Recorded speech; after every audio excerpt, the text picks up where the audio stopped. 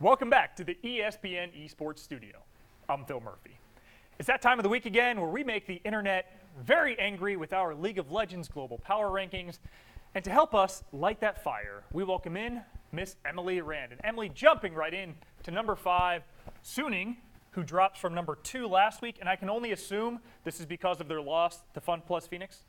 Yeah, so this is one of the only 2 LPL matches that were actually played since we last did power rankings. And I do think a lot of people are looking at this Suning FPX matchup. Maple was ill with the flu. He actually came in for game 3 and he looked like not terrible in game, but terrible out of game. He had the mask, he's obviously very sick.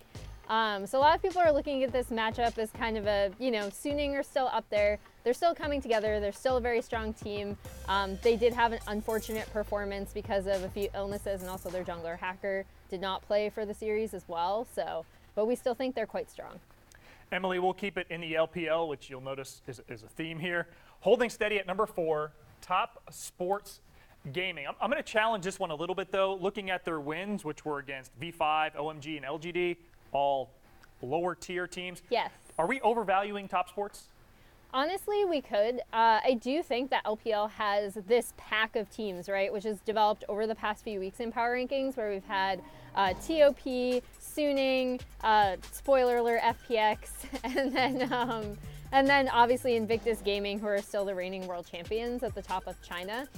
We do, for now, still think that TOP is quite strong, and despite the 0-2 loss against IG in week 1, they still look like they could challenge for the top spot potentially as they come together, much like Suning, much like FPX. So we're keeping them up there for now, and it's actually not until week 5 that we get to see them challenge some better opponents in JDG and RNG, so we'll see how they do then. All right, Emily, you kind of spoiled it a little bit, but I'm not going to let you get all the way away with it. We're going to keep it trending for China with FPX. Sitting at the top of the LPL, so why are they not higher?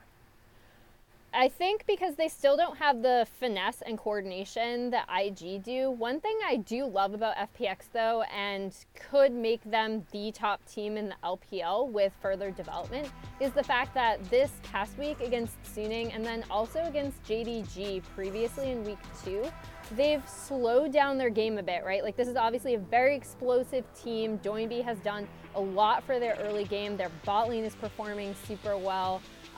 But I think the most impressive thing I saw from them in their match against Suning is that they were able to gauge the pace of the game, slow it down when they needed to, speed it up when they needed to, and choose their team fights really well.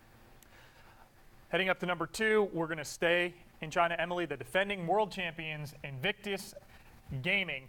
Same roster as last year for IG, so who's standing out so far for them? I think it still has to be Ning. Despite the fact that obviously, he's kind of an up and down player. Sometimes he still has some questionable decision making. I've been very harsh on him in the past, so people might be shocked to hear this coming out of my mouth, but I actually think Ning has had a really strong start to the split, and his better performances are another one of the reasons why IG are doing so well.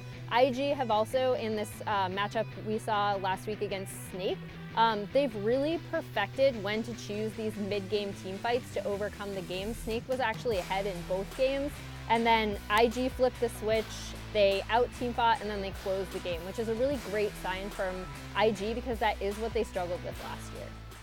Well, finally, at number 1, we break free of the grasp of the LPL.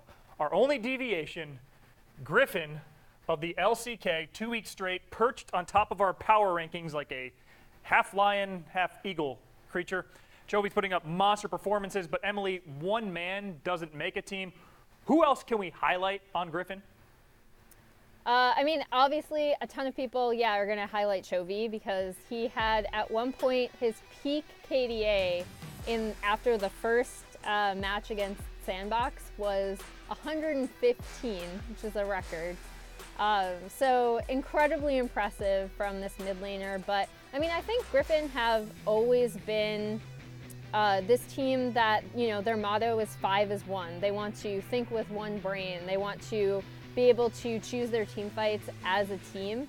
Obviously, Tarzan is another player that I think people should be looking at because he is an incredibly smart jungler. I think he has really intelligent pathing and has only continued to improve since we saw him last year and also in the offseason Kespa Cup.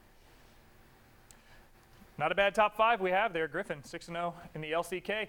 And she is Emily Rand. And Emily, from all of us, we want to officially welcome you to the ESPN family. Miss Emily Rand made official breaking news here on ESPN Esports.